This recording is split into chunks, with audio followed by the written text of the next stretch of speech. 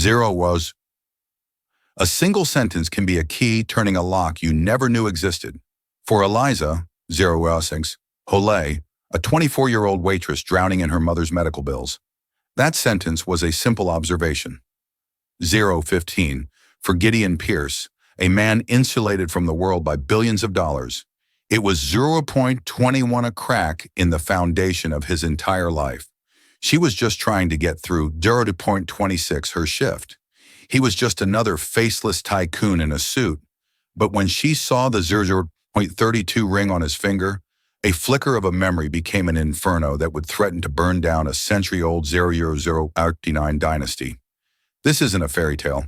This is the story of how a casual remark in a 0045 cheap diner unraveled a web of lies, betrayal, and a secret that one of Repeat 51, America's most powerful families, thought was buried forever. The fluorescent 056 lights of the corner booth diner hummed a monotonous tune, a sound Eliza Hole, 0103, knew better than her own heartbeat. It was the soundtrack to her life, the sizzle of burgers on the griddle, the 0110 clatter of cheap ceramic plates, the low murmur of conversations that never 115 seemed to change. At 9:00 p.m. on a Tuesday, the diner was in its nightly 0122 lull, a brief respite between the dinner rush and the late-night crowd. Eliza 0127 leaned against the cool stainless steel counter, rolling her shoulders to work 0132, out a knot of exhaustion. Every muscle ached with a fatigue that was more than physical. It was the soul 1.41 deep weariness of watching her mother Laura slowly fade in a sterile beige 147 hospital room. The bell above the door chimed, pulling Eliza from her thoughts. 0154. A man stepped inside, and an invisible curtain of silence seemed to fall over 0159, the diner. He wasn't just well-dressed. He was sculpted from a different material than the rest of the world. His 0206 suit, a charcoal gray, so dark it was nearly black, fit him with the precision 02.12 of a surgeon's scalpel. His shoes gleamed even under the diner's grimy 2.17 lights. He had the kind of quiet, absolute confidence that doesn't need to be announced. It simply is. The few 0225 remaining patrons instinctively lowered their voices. He chose a booth in the corner, sliding onto the cracked vinyl 0232 seat with an economy of motion. Eliza grabbed a menu and a glass of water, her 0238 professional smile pasted on. "Welcome to the corner booth. Can I get you started or your 243 with something?" The man didn't look at the menu, his eyes a startlingly clear shade of blue. 0250 met hers for a brief dismissive moment. "Just coffee, Black." His voice was low, 0257 and resonant, a cello in a room of tin whistles. "Coming right up," Eliza said, 0303 retreating to the counter. Her friend and fellow waitress, Chloe, sidled up to 0308 her. "Get a load of Mr. Moneybags, thinks he's too good for a menu. $10, it says 0316, he's Gideon Pierce." Eliza frowned as she poured the coffee. "Who?" "Gideon Pierce. Pierce Holdings, 0325. International, they own half the downtown skyline. My dad used to be a foreman on one of their 332 sites before he got laid off. That guy's picture is in the business section every 338 other week. They say he's ruthless. Turned his family's millions into 344 billions before he was 30. Eliza glanced over at the man. He was staring out the 0351 window, his profile sharp and severe against the neon-lit street. He looked 0357 less like a businessman and more like a predator resting between hunts. She 0403 picked up the cup and saucer. "Well, to me, he's just another customer who wants black coffee." She walked back to the 0410 booth and set the coffee down. "Here you are, sir." As he reached for the cup, his hand 04.17 emerged from his cufflink-adorned sleeve, and on his right ring finger, 0422 nestled against his skin, was a ring that made Eliza's breath catch in her throat. It wasn't the size or the gleams 0430 of it that stopped her. It was the design, an intricate masculine signet 0435 ring made of a pale buttery gold. Etched into the flat face was a sigil, a 0442 stylized phoenix. Its wings spread wide with a single tiny sapphire set in its 0448 eye, sparkling like a captured star. The band itself was unique, carved to look 0455 like intertwined feathers. Eliza's mind reeled. She saw the same ring, not 0501, gleaming under a dinerite, but resting in a small, velvet-lined box on her 506 mother's bedside table. Laura's ring was identical in every detail, down to the 0512 tiny, impossibly blue sapphire eye. It was her most cherished possession, the 0519, one thing she'd refused to sell, even when the medical bills became a tidal 0524 wave, threatening to drown them. Her father, she'd always said, had given it 0529 to her on his deathbed. "It's a promise, Eliza." She would whisper 0535, her voice thin and ready, a promise of what's right. The words 0541 tumbled out of Eliza's mouth before she could stop them, a quiet, stunned whisper. 0547, "Hi, sir. My mother has a ring just like yours." Gideon Pierce froze his hand, 0553 hovering over the coffee cup. He slowly retracted it, and his piercing blue eyes, 0558, lifted to meet hers. The casual dismissal was gone, replaced by a sudden 604 glacial intensity. He didn't speak. He simply stared, his 06.09 gaze so sharp and analytical, it felt like he was dissecting her, searching for the punchline to a joke she wasn't, 0616, telling. "Excuse me," he finally said, his voice 0622 dropping an octave, becoming dangerously soft. Eliza's heart hammered against her 627 ribs. She felt Chloe's worried stare from across the room. She should have 633 just walked away, kept her mouth shut, but the image of her mother's frail hand, 638, clutching that identical ring, was burned into her mind. "The ring?" she stammered, pointing a 646 trembling finger. "On your hand. It's the same as my mother's. The 652 Phoenix, the little sapphire, everything." A flicker of something unreadable. The arrow 659 crossed his face. Not surprise, not recognition, but something harder, darker. He slowly turned his hand over, 0707, examining the ring as if seeing it for the first time. "That's impossible," he stated. It wasn't a guess. It was a 0715 verdict. "But it's not," Eliza insisted, her voice gaining a desperate 0720 edge. "She's had it my whole life. Her father gave it to her. It's one of a 0725 kind," he told her. Gideon Pierce placed his hand flat on the table, the ring, a 0732 silent golden accusation. His gaze was cold steel. "This ring," he said, 0739, enunciating each word with chilling precision, "has been in the Pierce family for over 100 years. It was custom-made Oro 747 for my great-grandfather, all Alaric Pierce. There is no other. There has Oro 753, never been another. You are mistaken."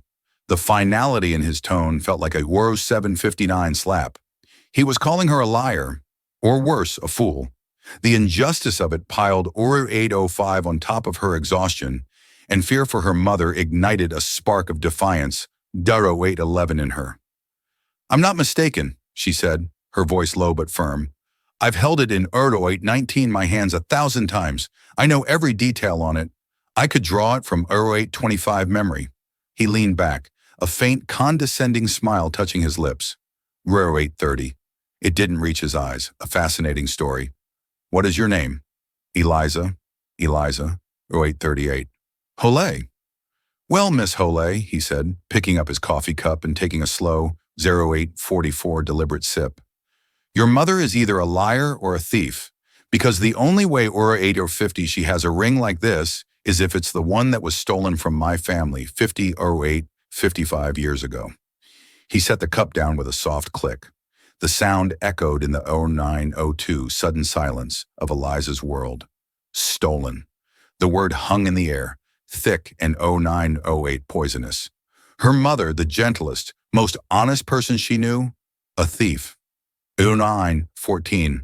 The accusation was so absurd, so vile, it was like being told the sun rose in 0920 the west. Gideon Pierce reached into his suit jacket, pulled out a slim leather 0925 wallet, and extracted 3 $100 bills, placing them on the table. It was more 0932 than she made in 2 shifts. It was an insult, a dismissal for the coffee, and 0938 your time. he said, his eyes already looking past her toward the door. He 0943 stood up, the power of his presence filling the small booth. He was already gone, moving on, leaving her in the 0950 wreckage of his words. As he walked toward the exit, Eliza found her voice, 0956. She's not a thief. He paused at the door, his back to her. He didn't turn 10:02 around, but his voice carried clearly across the quiet diner. 10:07. Then prove it. The bell chimed again, and he was gone, leaving Eliza standing 10:13 in the middle of the corner booth, her heart pounding, the hum of the lights now sounding like a scream. The 3 1020 crisp bills on the table felt like blood money. She hadn't just served coffee to 1026 a billionaire. She had stumbled into a story, his story, and in doing so she 1032 realized with a cold dread she may have just destroyed her own. The drive to the 1038 hospital was a blur of traffic lights and the anxious thumping of her own 1044 heart. Gideon Pierce's words echoed in her head. A liar or a thief. It was 1050 preposterous. Laura Holey was a woman who would walk back into a store to return a few cents 1056 of extra change. The accusation was a poison dart, and Eliza felt its venom 1102 spreading through her. She found her mother sleeping, her face pale and sunken against the pristine white of the 1109 hospital pillow. The ever-present beep of the cardiac monitor was a fragile 1114 rhythmic reassurance. On the small bedside table next to a glass of water and a well-worn book of 1121 poetry sat the small dark blue velvet box. With trembling hands, Eliza picked 1128 it up. The velvet was worn smooth in places. She opened the lid. There at 1134 was, the pale gold ring catching the low light from the hallway, the phoenix with 1140, its proud spread wings, and the eye a tiny sapphire that seemed to hold a 1146 universe of secrets. It was identical. There was no question. 1151. Eliza, honey, is that you? Laura's voice was weak, raspy. Eliza quickly shut the 1157 box and turned, forcing a smile. Hey, Mom, I didn't mean to wake you. Your 12:03 late rough shift. Laura's eyes, though clouded with illness, were still sharp, still full of 1210, a fierce love that had been Eliza's anchor her entire life. The usual. Eliza 1218 couldn't bring herself to tell the truth. How could she voice such a monstrous accusation to this frail 1225 woman? How are you feeling? Like I've been run over by a very slow, very 1231 expensive truck, Laura said with a weak smile. The doctors were in. More talk 1238 of options. It all sounds the same. She shifted in the bed, wincing, and her 1244 eyes fell on the box in Eliza's hand. Her expression changed. The weariness 1250 was replaced by a familiar, guarded look. You were looking at the ring. 1257. Eliza hesitated. I was just thinking about it about Dad. 1305, Laura's hand, thin and crisscrossed with blue veins, reached out and she patted 1310, the mattress beside her. Eliza sat down. Your grandfather, Laura corrected 1315 gently, as she always did. It was my father who gave it to me, not 1321, yours. Eliza's father had been a good man, a mechanic who died in a workshop accident 1328 when she was 10, leaving behind nothing but debts and happy memories. The ring 1334 predated him. Right, Granddad, Eliza said, her mind racing. Mom, tell me 1341 about him again. About the ring? Laura's gaze drifted to the window, to the dark sky outside. 1349. There's not much to tell that you haven't heard. My father Owen was a quiet man, a brilliant man, an engineer. 1357, he worked for a big corporation back east.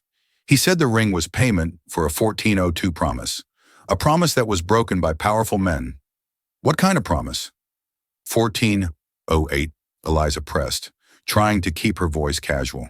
He never said, only that it was 1414 about recognizing what was right. He made me swear to never sell it to keep it safe. He said, one day it might be 1421, the only proof we have. Proof of what? A flicker of fear, real and raw, crossed 1428 Laura's face. She looked at Eliza, her eyes pleading. Leave it be, Eliza. It's 1433, an old story, a sad story. It has nothing to do with us anymore. Some 1439 doors are best left closed. But Mom, what if someone else has a reason to 1445 open that door? The words were out before she could stop them. Laura's grip 1450 on her hand tightened.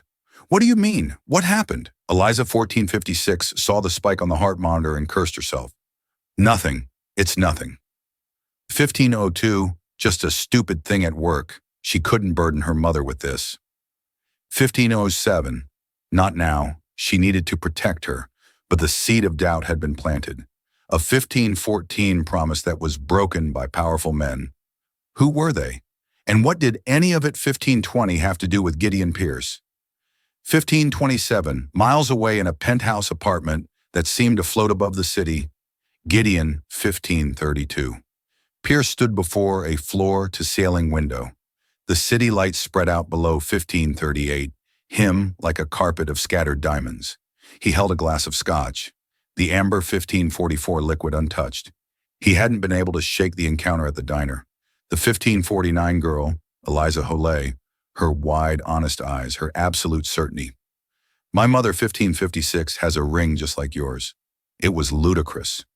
And yet he walked over to a 1603 heavy mahogany desk and switched on a green-shaded lamp. From a locked drawer 1609, he retrieved a leather-bound folio, the Pierce Family Archives. It was a curated 1615, sanitized history, of course, but it was all he had. He opened it to the section 1621 on family heirlooms. There on a yellowed page was a photograph of the ring, his 1627 ring. The description was clear. The Phoenix signet commissioned in 1922 by 1635 Alaric Pierce, forged by artisan Michel Dubois of Paris. Unique design, 1642 symbol of the Pierce family's rebirth from the ashes of the 1921 financial 1648 panic. Sole ownership passed down to the male heir of each generation. His father, 1654, had given him the ring on his 21st birthday. It represents our resilience, Gideon, he'd said, his 1702 voice thick with pride. We always rise. Never forget that. Gideon's 1707 phone buzzed on the desk. He glanced at the screen. Genevieve Adler, he, 1713, answered. Adler, you're still up, came a crisp, no-nonsense voice. Genevieve Adler was more 1721 than his lawyer. She was his fixer, the executive of his will and the keeper of his secrets. Something has come up, 1729, Gideon said, his voice tight. I need you to run a background check, 1734, discreetly. Another hostile takeover. A person. Her 1740 name is Eliza Holay. She works at a diner on 6th Street called the Corner 1745 Booth. Her mother's name is Laura Holay. I want to know everything. Financials, 1752 family, history, where they came from, who their people were, everything. There, 1757 was a brief pause on the other end of the line. Genevieve was too professional to ask why, but he could feel her 1804 curiosity. Is this a personal or professional matter, Gideon? Gideon, 1810, looked at the ring on his finger, the phoenix staring back at him with its cold sapphire eye. 1818. I'm not sure yet, he admitted, a rare moment of uncertainty. 1823, but it has the potential to become problematic. He thought back to the story his 1829 grandfather used to tell, a story told only in hushed tones after a few to 1835. Many brandies about Alaric Pierce's younger brother Daniel. How Daniel had 1841 betrayed the family, tried to steal Alaric's designs for a new kind of turbine engine, and in his greed had 1848 taken the spare signet ring Alaric had foolishly commissioned Daniel the story. 1854 when it was disowned, cast out, and the ring was lost with him, a symbol of 1901 treachery. But the official family history, the one in the folio, never mentioned a second ring. It never, 1907, mentioned a brother named Daniel. It was a ghost story, a family legend until 1913 now. Find out who Laura Holloway's father was. Gideon commanded, his voice, 1920, hardening again, the moment of uncertainty passing. I want his name. I, 1926, want to know what he did for a living, and I want to know if he ever, for any 1931 reason, crossed paths with my family. He hung up the phone. The waitress had said 1937 her grandfather gave her mother the ring, a quiet engineer, 1942 broken promises, powerful men. For the first time in a very long time, Gideon, 1949, Pierce felt a sliver of something other than control. It felt like walking on 1954 thin ice, hearing the first faint crackle of it, giving way beneath his feet. He had told the girl to prove it. 2003, but now he realized with a grim certainty he had to do the same. He had 2008 to prove his own story was the truth. 3 days later, the name arrived in a single 2014 encrypted line of text from Genevieve Adler Owen Calloway. The name meant 2020 nothing to Gideon. He ran it through the private databases of Pierce Holdings, 2025 cross-referencing it with employee records, contractor lists, and financial dealings going back a century. Nothing. 2033, no Owen Calloway had ever worked for or with his family's company. He felt a 2039 wave of relief, quickly followed by suspicion. It was too clean. He was 2044, stewing in his office, a vast expanse of glass and steel on the 80th floor, when 2050, Genevieve herself appeared at his door.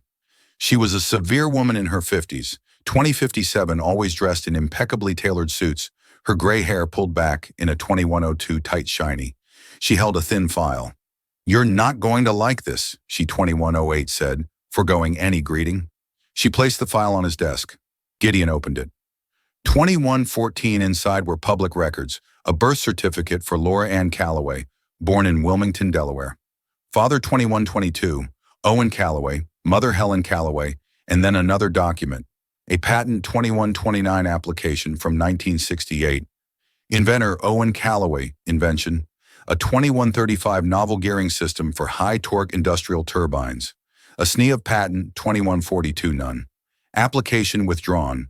Gideon's blood ran cold. He recognized the 2148 schematic. It was a primitive but unmistakable precursor to the Pierce Mark III turbine, the very invention 2156 that had catapulted his grandfather's company from a regional player into a 2202 global powerhouse in the early 70s. The invention credited solely to his 2207 grandfather, William Pierce. The application was withdrawn on October 22nd, 12th, 1968. Genevieve said, her voice flat. According to banking records I-2219 accessed on October 14th, 1968, Owen Calloway made a one-time cash deposit of $2226 $50,000 into his savings account, a significant sum for an engineer at the 2231 time. He quit his job a week later, moved his family, and never worked in engineering again. He died of a heart 2239 attack 6 years later at the age of 42. The pieces clicked into place with 2246 sickening clarity, a non-disclosure agreement, a cash payoff, a brilliant 2253 idea bought and buried under the Pierce name. So he was bought off. Gideon said 2259, the words tasting like ash. My grandfather stole his invention and paid 2304 him to keep quiet. It appears that way, Genevieve confirmed. The $50,000 was likely 2311 positioned as a consulting fee to keep it legal. There's no paper trail linking 2317 it directly to the patent. Of course, your grandfather was meticulous. And the 2322 ring? Gideon asked, looking at his own hand. That, Genevieve said, is where at 2328 gets strange. I found the jeweler who bought the assets of Dubois Ace of 2334 Paris. The records are ancient, but their ledgers were like your grandfather, meticulous. In 1922, 2341, Alaric Pierce commissioned 2 identical Phoenix signet rings. He paid $2346 for both. There's a note in the margin in the artisan's hand. She slid a 2352 translated copy across the desk. It read, one for the builder, one for the 2358 dreamer. May they fly together. 2 rings. The family ghost story wasn't a 2404 story. It was true. His great-uncle Daniel existed. 2409. So Calloway didn't steal the ring? Gideon murmured, thinking aloud. Daniel 2414. Pierce, the disowned brother, must have given it to him. But why? As a thank 2420, you, a token for a friend or something more. The puzzle was no longer about a 2426 simple diner waitress. It was about the very bedrock of his family's legacy. It 2432 was built not just on resilience, but on a lie. The knowledge was a corrosive 2437 acid in his gut. He had to speak to her again.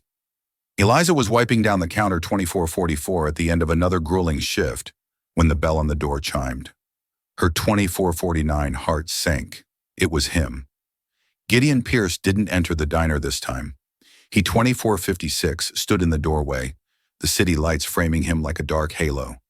He was 2502, dressed more casually in dark trousers and a cashmere sweater, but he still radiated an unapproachable aura of 2510 power. M. Holloway, he said, his voice quiet. 2515 but caring. I need to speak with you. Chloe shot her a nervous look. Eliza, you don't 25 or 22 have to. But Eliza knew she did. She untied her apron and hung it on its 2528 hook. It's okay. I'll be right back. She stepped out into the cool night air. The 2536 street was loud with the sounds of the city, a stark contrast to the tense silence that fell between them. Your 2543 mother's father? Gideon began, getting straight to the point. His name was Owen, 2548. Calloway, it wasn't a question. Eliza flinched. How did he know that? Yes. 2555. What of it? He was an engineer. In 1968, he filed a patent for a turbine gear 2603 system. Gideon watched her face, carefully gauging her reaction. Eliza's 2608 mind went blank. She knew her grandfather was an engineer, but the details were a fog. Her mother never 2616 spoke of his work, only of his sadness. I don't know anything about that, she 2621 said honestly. I think you do. Gideon countered, his voice sharp with 2627 impatience. Or your mother does. My grandfather, William Pierce, launched a 2632 turbine based on an identical design a few years later. It made my family a 2637 fortune. Calloway withdrew his patent and accepted a cash payment. This isn't 2643 about a stolen ring anymore, is it, Ms. Holay? This is about a shakedown. Is 2648 that your plan? Use this old story to leverage a payday for your mother's medical bills. The accusation was so 2656 cynical, so cruel, it knocked the air from her lungs. Tears of pure rage and 2703 frustration sprang to her eyes. How dare you, she whispered, her voice 2709 shaking. You stand there in your 1000 sweater looking down on us. My 2714 mother is fighting for her life. You think this is about money? This is about her honor. The honor of a man you, just 2722, admitted your family probably robbed. For the first time, Gideon looked taken back. He saw not a schemer, but a 2730 daughter pushed to her breaking point. My grandfather told my mother that ring 2736 was proof, Eliza continued, her voice rising. Proof that he was wronged. He 2742 didn't take a payoff. He was threatened, forced to sign away his life's work to 2747, protect his family from men like your grandfather. That money wasn't a payment. It was hush, 2753 money to ensure he never spoke of it again. She was channeling her mother's 2760 long-held, unspoken pain. The words felt true, solid, righteous. Gideon was silent 2807 for a long moment, the sounds of the city rushing in to fill the space between them. His own certainty was 2814 eroding, replaced by the disquing possibility that the Waitress's version of the story, a tale of threats and 2822 coercion, was closer to the truth than the sanitized version of a simple business transaction he had constructed. 2830, there were 2 rings, he said, his voice losing its hard edge. My 2836 great-grandfather had 2 made, one for him and one for his brother Daniel. The 2843 family story is that Daniel was a traitor who was cast out. He looked at 2849 her, his blue eyes searching her face. Was your grandfather friends with a man 2854 named Daniel Pierce? Eliza stared at him, bewildered. Daniel Pierce? I've 2860 never heard that name in my life. They were at an impasse, 2 families, 2 2905 rings, and 2 completely different histories that intersected at a single 2910 disputed point in the past. One story of a clean, if ruthless business deal, 2917, another of theft and intimidation, and at the center of it all, a ghost 2922 named Daniel Pierce, and a ring that was supposed to be a promise. My mother has 2929 the ring, Eliza said, her resolve hardening. You have your story. I have 2934 mine, and I'm going to find out which one is true. Gideon gave a single sharp nod. 2942. The condescension was gone, replaced by a grudging respect. So am I. He turned 2948 and walked away, disappearing into the city's shadows, leaving Eliza with the chilling realization that their quest 2955 for the truth was now inextricably and dangerously linked. The confrontation 3001 with Gideon Pierce left Eliza shaken but resolute. She had defended her family's 3006 honor, but his questions echoed in her mind. Daniel Pierce. 3013. The name was a blank slate. She returned to the hospital the next 3018 day with a new sense of urgency. She found Laura sitting up looking a 3024, little stronger than the day before. The poetry book was open on her lap. Mom. 3030. Eliza began pulling a chair close. We need to talk for real this time. No more 3036 secrets. Laura sighed a long, weary sound and closed the book. I knew this day would 3043 come. Seeing you at the box, I knew you wouldn't let it go. She looked at 3049, her daughter, her eyes full of a deep ancient sorrow. 3054. What did he say to you? He? Eliza asked, feigning ignorance. Don't play coy, 3101, Eliza, the man from the diner. You think a man like Gideon Pierce makes a scene, 310 white, and it doesn't get noticed, Chloe called me. She was worried sick. Eliza's 3114 shoulders slumped. He found me. He knows about Granddad Owen. He thinks we're trying to 3121 blackmail him. He thinks Granddad sold his invention to the Pierce family. 3128. Laura's expression hardened. Sold it? Is that what they call it? She 3133 scoffed a bitter rattling sound. Your grandfather was a genius, Eliza. A 3139 gentle, trusting soul who thought the world worked on merit and good faith. He 31-44 was working at a large firm, a competitor to Pierce Industries at the time. He developed his turbine gearing 3151 system on his own time. It was his masterpiece. She paused, her gaze distant, lost in 3159 the memory. He made the mistake of mentioning it to a colleague trusting him. That colleague left the company 232 as 6 months later for a senior position at Pierce Industries. 6 months after that, your grandfather, 32.14, received a visit from two men. They weren't lawyers. They were persuaders. 3220. They worked for William Pierce. The sterile hospital room suddenly felt cold. 3227. What did they do? Eliza whispered. They didn't lay a hand on him, Laura 3233 said, her voice dropping. They were smarter than that. They laid out photographs on our kitchen table. 3240. Pictures of me playing in the schoolyard. Pictures of your grandmother leaving the 3245 grocery store. They told him what a beautiful family he had. And they told 3252 him. It would be a shame if something were to happen to them. Then they put a stack of papers in front of him, a 3258 non-disclosure agreement and a contract assigning all rights to his invention to 3304, a shell corporation owned by Pierce Industries, and an envelope full of cash. 3312. The story was uglier than Eliza could have imagined. This wasn't business. It was gangster tactics. 3319. He signed everything, Laura continued, her voice trembling. What choice did 3324 he have? He took the money because refusing it would have been an act of defiance, and he was too scared to defy 3332 them. We moved a week later. He was a broken man, Eliza. They didn't just 3339 steal his work. They stole his soul. He died 6 years later. But the truth is, 3345, they killed him that day in our kitchen. Tears streamed down Eliza's face. She, 3351, finally understood the deep well of sadness in her mother, the fear behind her warnings. 3357, but the ring, Mom, Eliza pressed gently.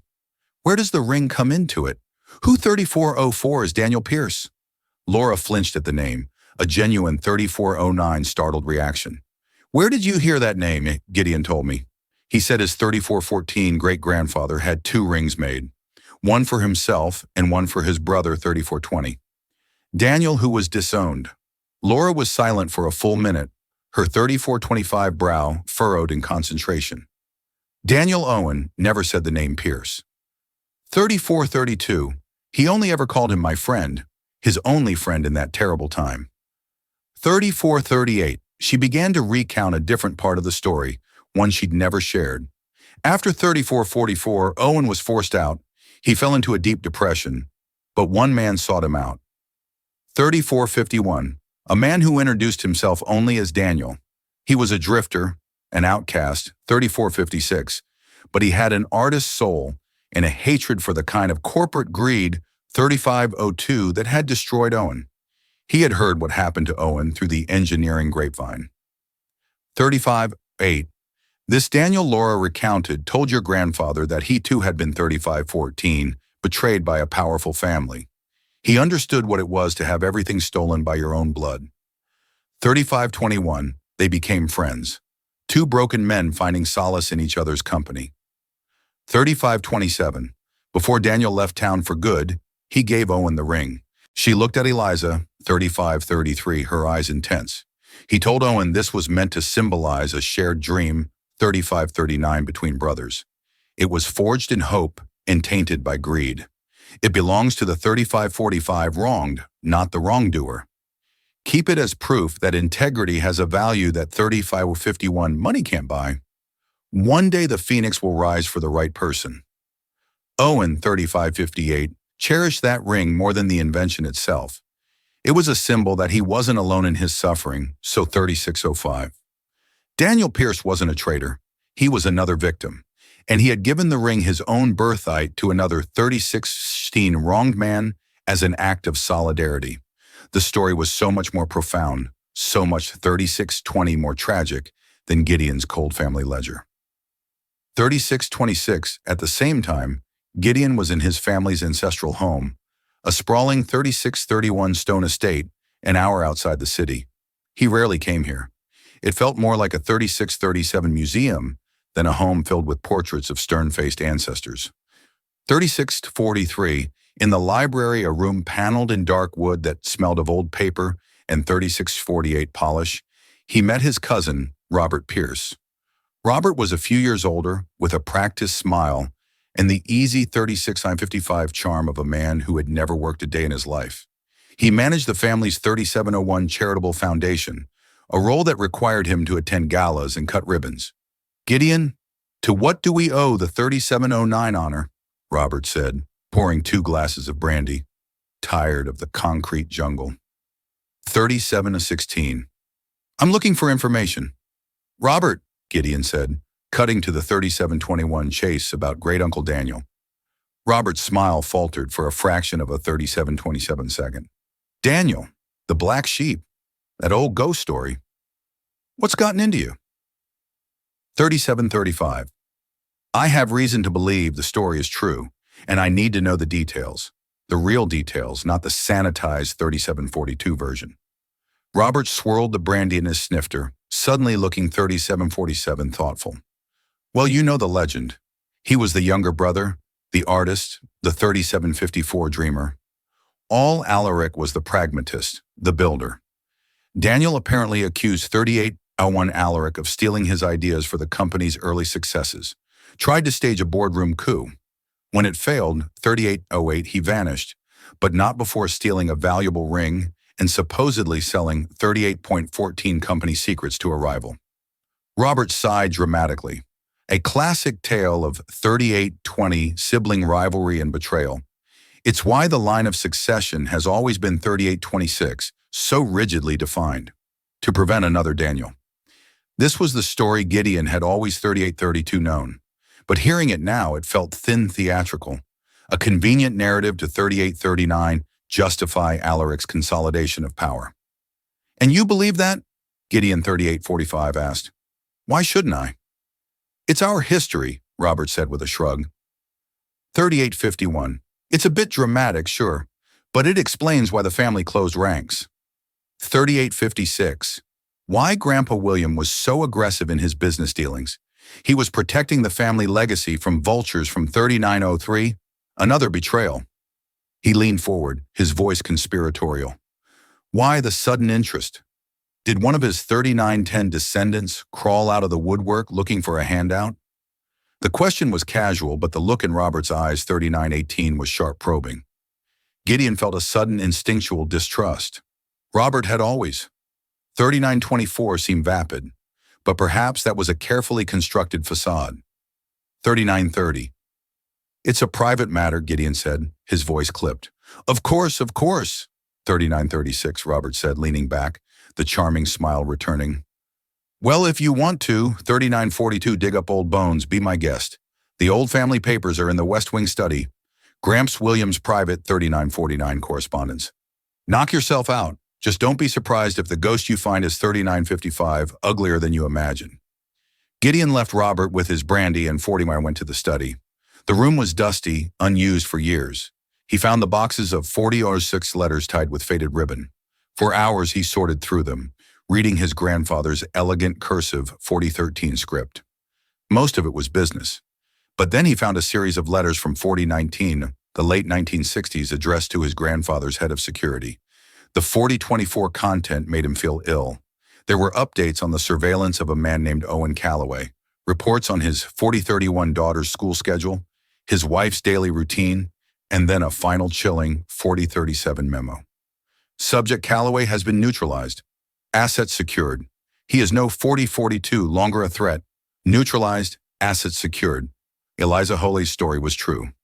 4049, it was all true. His family's fortune was built on theft and cemented with 4055 threats. The weight of the discovery was crushing. But as he continued to sift 41 through the papers, he found something else, something that didn't fit either his story or Eliza's. It was a single 4108 folded note separate from the letters tucked into the back of a ledger. It was in his grandfather William's 4114 handwriting, but it was frantic, almost illegible. He knows I found him. He can 4121 ruin everything. Daniel is the key, must protect the name.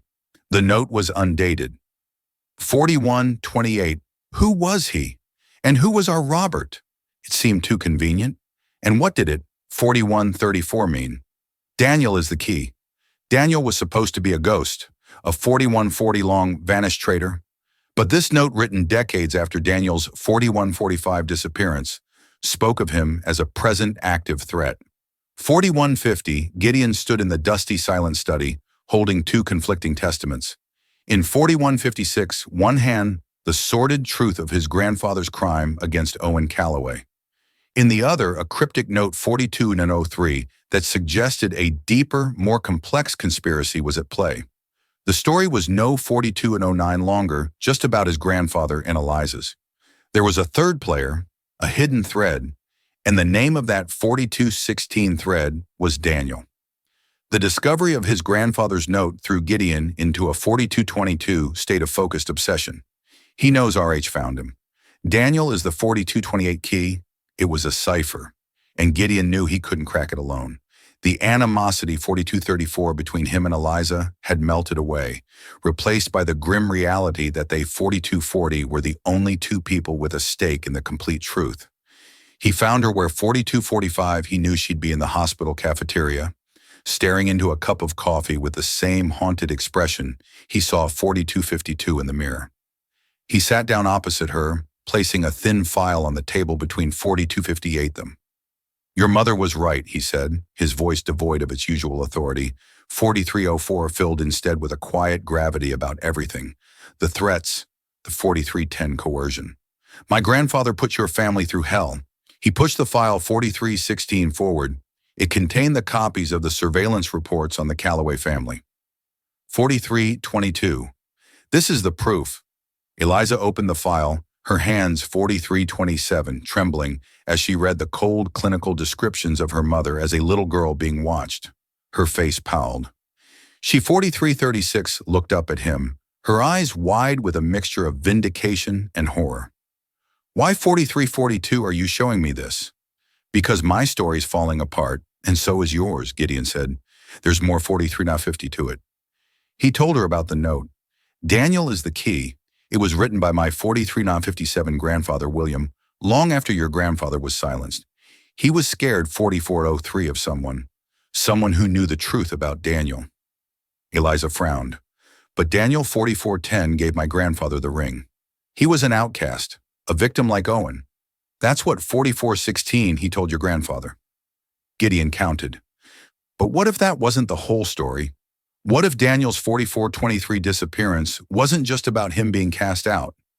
We have two stories, yours and mine, but they're both based 4430 on what we were told by people who were themselves betrayed or lying.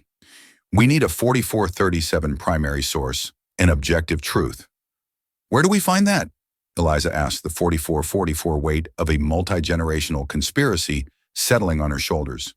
The ring's 4450, Gideon said, a spark of inspiration in his eyes. They're the one constant. 4456, they're the origin point. My great-grandfather Alaric commissioned them from a Parisian artisan, Michel 4501 Dubois. The business is gone, but I found the firm that acquired its assets, 4507, and more importantly, its records, the ledgers 4512 in Paris.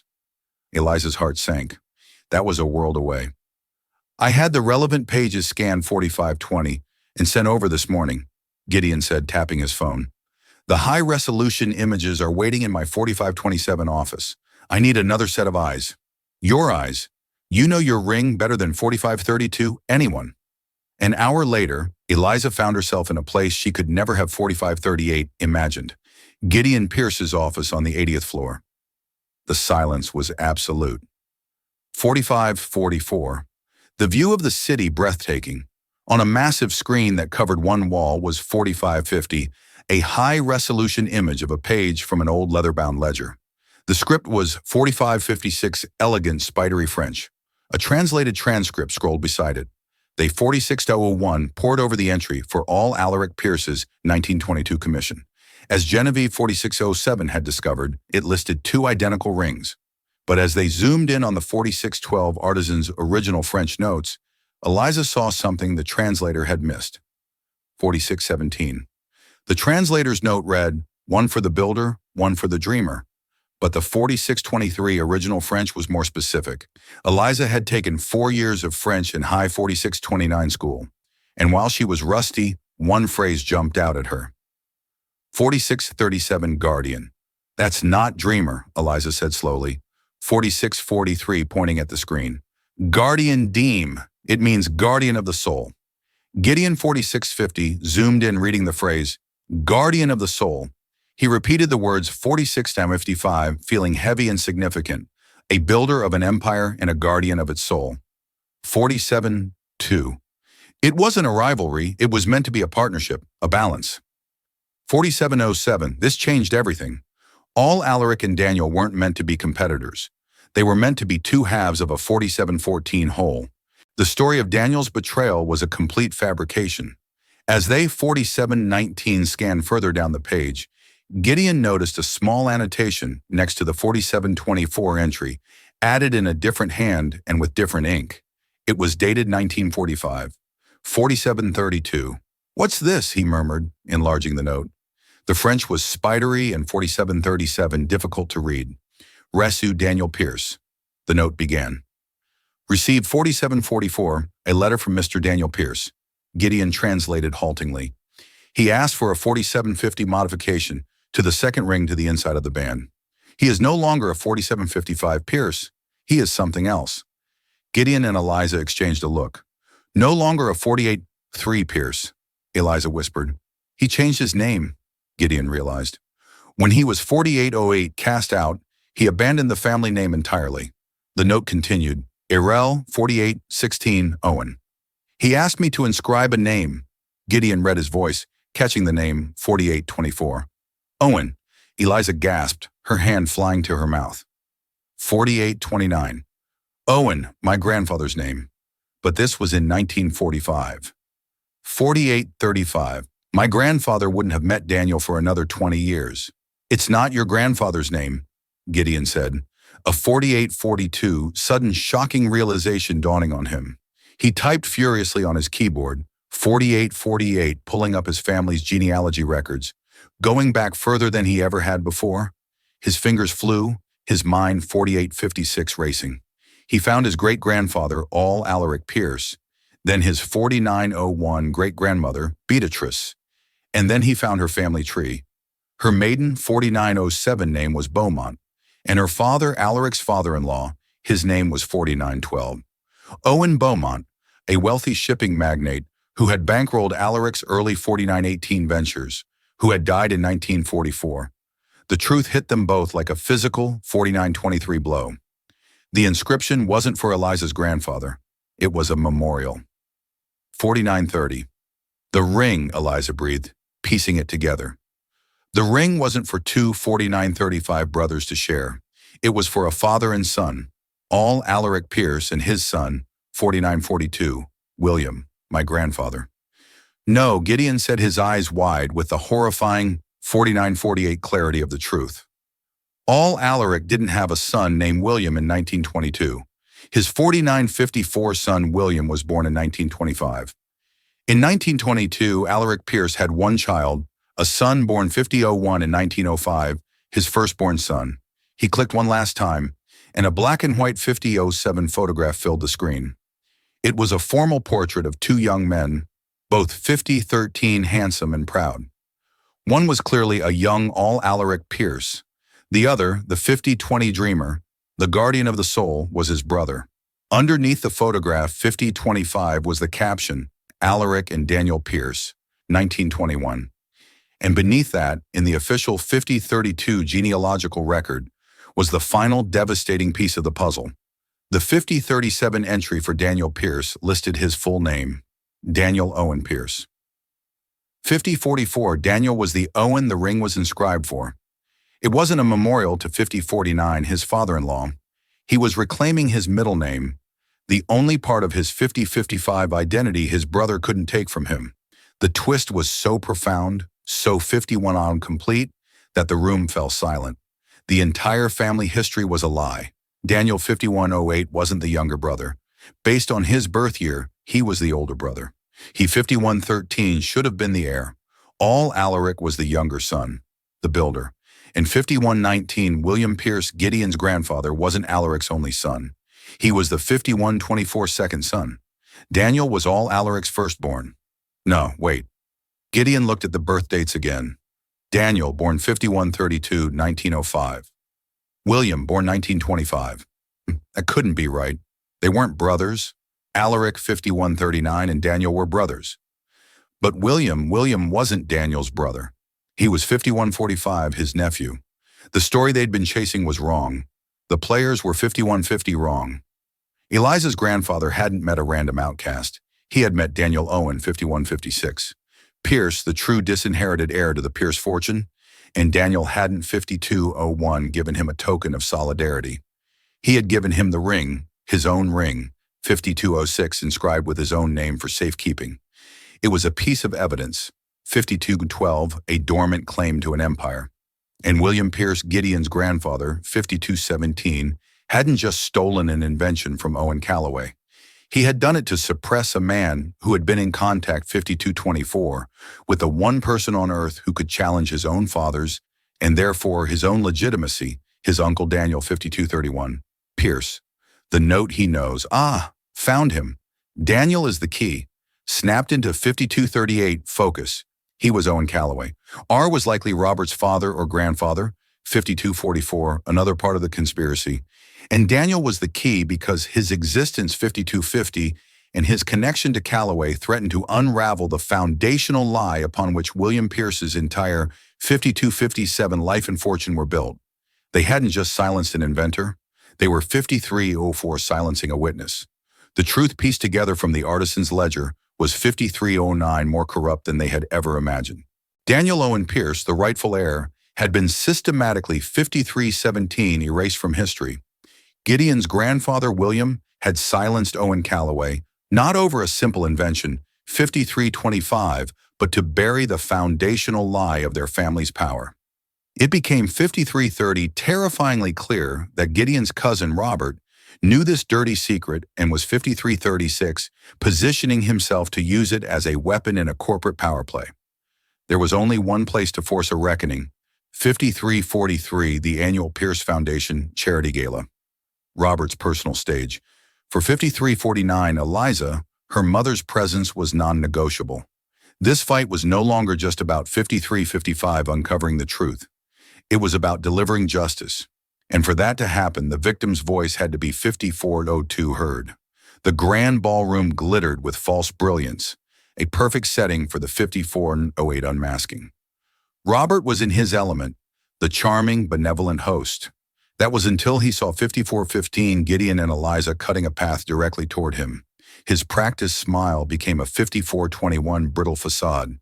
Robert Gideon began his voice low and 5427 cold, cutting through the pleasantries. The games are over. We know about Daniel 5432, Owen Pierce, the true heir. Robert scoffed, preparing a condescending 5437 dismissal. Gideon, you've clearly been listening to fairy tales from he was 5442 cut off by a woman's voice, weak but amplified by a microphone that sliced 5448 through the ballroom's polite chatter. His fairy tale cost my father his life. 5455. A hush fell over the room. All eyes turned to the entrance where Laura Holloway sat in a wheelchair, her gaze 5502 locked on Robert with an intensity that defied her frailness. William Pierce 5509 destroyed my father because he was friends with the honorable man your family threw away, Laura declared. My 5515 father was forced to keep your secret. I will not. As gas rippled through the stunned 5522 crowd, the massive screens on stage meant to display photos of the foundation's good works flickered. Eliza 5529 held up her phone, and the damning image from the Parisian Ledger filled the screens for all to see. The entry 5536 detailing the commission for 2 rings and the name to be inscribed within the second Owen. Trapped, Robert stared from 5544. Laura's accusing face to the irrefutable proof on the screens. He was cornered by 5550, a ghost from the past, and evidence set in stone. Gideon stepped forward, his 5556 voice ringing with chilling authority. My family's legacy is built on a lie. 5602, he announced to the captive audience. A lie my grandfather silenced a man to 5609 protect. And a lie my cousin, he turned, pinning Robert with a glare, planned to 56.14 use for his own personal gain. The public accusation pushed Robert over 5620 the edge. His carefully constructed composure shattered into pure, unrestrained rage. You fool, Gideon! 5630, he hissed, forgetting the live microphone just inches from his mouth. I was trying to protect us. I knew the 5636 truth, and I kept it buried. You and your pathetic little waitress have ruined everything. 5643. The confession amplified for all to hear, echoed in the dead silence of the ballroom. In a single 5649 self-incriminating breath, Robert had confirmed a century of corruption, and 5654 authored his own spectacular downfall. He stood alone, exposed under the 57 glittering chandeliers, the king of a corrupt castle that had just crumbled to dust around him. The aftermath of the 5708 gala was a whirlwind of headlines and resignations. The Pierce dynasty was shaken, but in the ensuing quiet, it was 5716 being reborn, not broken. Weeks later, in a sun-drenched private hospital suite, 5723, a fragile peace had settled. Laura Holloway, looking out over a green garden, had a light in her eyes that 5730 Eliza hadn't seen in years. The weight of a lifetime of secrets had finally 5736 been lifted. Gideon Pierce entered the room quietly, no longer an untouchable 5741 tycoon, but a man humbled by the truth. He didn't offer empty apologies. 5747. Instead, he placed a leather-bound document on the table beside Laura's bed. 5753. The Daniel Owen Pierce Foundation, he said, his voice steady and sincere. 5760. It will exist to fund the independent inventors and artists my family tried to crush. A significant portion of my 5807 family's fortune will serve as its endowment with the estate of Owen Calloway as its first honorary 5814 beneficiary. Tears welled in Eliza's eyes. It was more than restitution. It was justice, 5822, forged into a new legacy. Laura simply reached out and placed her 5827 hand over Gideon's. You have honored him, she whispered. 5833. You have honored them all. Gideon then looked at Eliza, pulling his own Phoenix 5838 ring from his finger and placing it next to the one that had started it all. The 2 rings, twin flames of pale gold, lay 5847 side by side, finally reunited. One for the builder, one for the guardian, he 5854 said, his gaze locking with hers. I can rebuild the company, but it has been 5859 missing its soul for a century. Help me bring it back, Eliza. It was an offer 5905, not of money or power, but of purpose. Looking at the two ring symbols of a 5911 promise, finally kept Eliza saw a clear path forward. Yes, she said, her voice 5917 firm and her heart full. Let's give them a legacy to believe in. A single 5923 sentence in a late-night diner set in motion a chain of events that rewrote 5928 history. Eliza Holay, a waitress who fought for her mother's honor, proved 5934 that the truth, no matter how deeply buried, has a power that no fortune can 5940 suppress. And Gideon Pierce, a billionaire trapped in a gilded cage of 5946 lies, discovered that true wealth isn't about what you inherit, but about the 5952 integrity you choose to build. Their story reminds us that every family has 5958 its secrets, and that it sometimes takes the courage of an outsider to bring the 6003 truth to light, allowing the phoenix to finally rise from the ashes. If this 6009 story of truth, justice, and the incredible power of one person's voice, 6014 moved you, please give this video a like and share it with someone who 6020 appreciates a story that's more than just fiction. Don't forget to subscribe 6025 to our channel for more true life dramas that will stay with you long after the 6032 screen goes dark. Click that notification bell so you never miss a 6037 upload. Thank you for listening.